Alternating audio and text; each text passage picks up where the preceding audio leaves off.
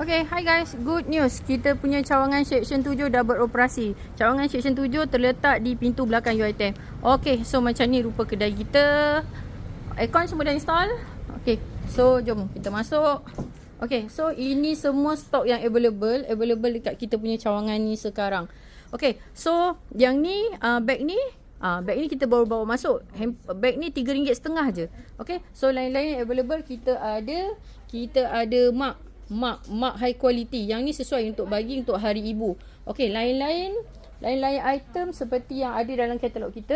Kalau siapa yang nak hamper ready stock yang besar-besar, serendah RM40. Yang ni hamper ni RM40. RM40 nampak. Kita ada stok lebih kurang dalam 40 unit.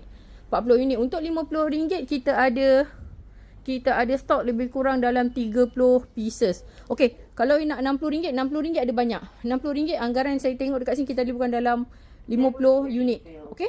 And then kalau korang tak nak hamper makanan, kita ada hamper cawan IKEA yang kat belakang tu.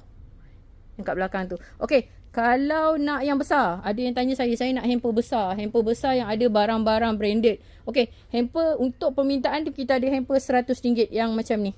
Ini hamper RM100. Apa yang ada dalam RM100? Kita ada coklat ni. Kita ada biskut ni. And then kita ada coklat kisses.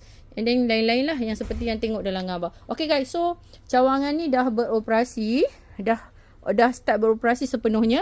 So you all boleh walk in ataupun chat kita punya admin untuk tanya stok ke, nak tanya apa-apa pertanyaan, boleh terus chat kita ya.